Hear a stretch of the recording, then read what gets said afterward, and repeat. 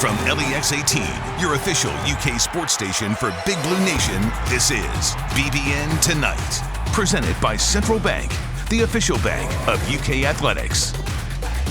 Welcome into BBN Tonight. I'm Mary Jo Perino. And I'm Josh Berry. And tonight, more shuffling of the men's basketball schedule. Cash Daniel joins us to talk about bowl preparations. And we're checking in on some former Cats in the NBA. And of course, welcome, Josh, your first BBN Tonight. Thank you. Happy to have you here. Let's get to this, though. The Brad Calipari revenge game has been postponed once again. And that's tonight's Big Blue Story presented by Baptist Health.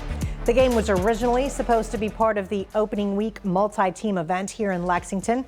Then it was rescheduled for next Tuesday after there was a positive test within the Detroit program, positive COVID test, that is. Now, once again, the game is not happening as scheduled due to COVID protocols and calendar logistics. UK says they hope to reschedule the Detroit game again for later in the season and will not be trying to find a replacement game for this Tuesday. Josh, of course, this really stinks because we wanted to see Brad come home to Rupp, and I know Ellen was looking forward to that as well. Mama Bear. Absolutely. I kind of talked about it last night in my Sportscast. It's kind of like a light switch. First it's on, then it's off, then it's, and Western Kentucky actually tweeted at UK and said, hey, listen, if you guys, are free, we can definitely have this replacement game for you guys. And just because UK says they aren't looking for a replacement game doesn't mean a replacement game isn't looking for them. The Western Kentucky basketball team's Twitter says, hey, we know you all are going to work to reschedule your game, but if you end up wanting or needing a game at your place next week, we're free all week. Give us a call and stay safe. This isn't the first time the Hilltoppers have taken to Twitter to call out Kentucky over not scheduling them. This summer, they offered to play the game for charity if Kentucky would schedule them along with the other Conference USA schools. Mary Jo, do the Hilltoppers have a point, or are they just clout chasing at this point? Well, listen, I know that they want to play Kentucky. I don't blame them for wanting to play Kentucky. I also don't blame Kentucky for not wanting to play them right now because I don't know that this team would beat Western Kentucky right now. Western's got a really good squad. They've got 3 Kentucky Mr. Basketballs on it. I know Tavion Hollingsworth would love to come back to Rupp and drain some more threes like he did in the Sweet 16, but I'm glad I don't want it to happen. No more senior teams, no more.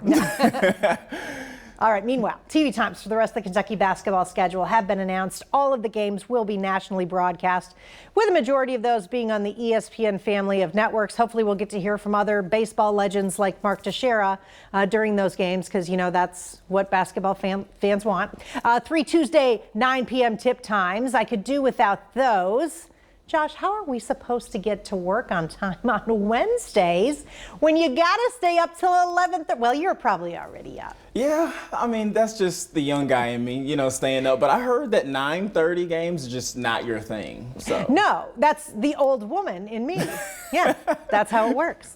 On the women's basketball side, the Cats have looked really good this year, and they could get even better, Mary Jo. According to college basketball insider Jeff Goodman, the Basketball Oversight Committee is expected to recommend the NCAA allow all transfers immediate eligibility this season. That would be good news for Jasmine Massengale, who came to Kentucky this year from Tennessee. Her fellow transfers, Olivia Owens and Robin Benton, have already received their waivers and have been suiting up for Kentucky this season. Even though Massengale has not been able to compete for the Wildcats yet, assistant coach Amber Smith says Massengale will be ready to go if she gets that chance. Jazz is in shape. She is ready to go if that happens. But we make sure we are preparing all our players. Even when Olivia, we got the word before Olivia or Robin were eligible to play immediately, we made them go through practice just like any other player. So we want them to be game ready and game shape every single time. But Jazz is a really, really good leader. She brings it every single day. She knows one of her jobs right now, and one of her roles is to help her teammates get better in practice right now. So she's bought into that. I think she's going to be a great leader for us. So she's just, adding to our team every single day. The committee is expected to meet on December 16th, so there's a chance we could have a ruling on this before league play begins. She would make this team scary. good. Mary Jo. Well, listen, here's also the old woman in me. I covered Amber Smith when she played here. And now she's an assistant coach, and she's so awesome. And I just love her, and you're doing great, Amber. But yes, listen, Robin Benton has made an immediate impact on this team. Seamless transition. Yes, so is Olivia Owens. So, it can only help. It can only help. Well, as Kentucky football continues to search for a new offensive coordinator after letting Eddie Gran and QB coach Darren Hinshaw go, they'll still have to write checks to the former assistant coaches to the tune of $3.1 million.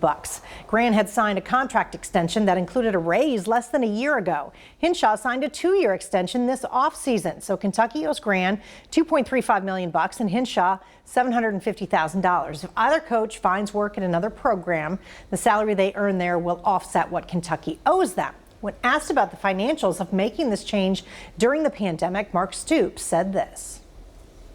I've had full support, and I don't anticipate that changing. I've met with Mitch, obviously, and had discussions with him leading up to this decision. And Mitch has had to go up the chain and have the conversations with the president's office and the president and all that. So, yes, I feel like I will have the full support to do what's necessary. We have to. We're competing in this league, and I don't need to tell you all what it's like. So, we have to have that support. Listen, this is the reality of the world we live in. Gran and Hinshaw will both get other jobs because they're good coaches and good guys. So that'll help. And pandemic or not, coaches' buyouts are crazy. Nobody wants to spend that money for someone that's not working for you anymore, but it is what it is. And listen, I still have a car note to pay for and student loans. So, Yeah. I could definitely use a couple million. I'm just saying. Coming up next on BBN Tonight, we'll keep this football talk rolling. We're going to bring in Cash Daniel of the UK Sports Network. He's going to talk about the bowl game, the future of this offense, and more. Stay with us.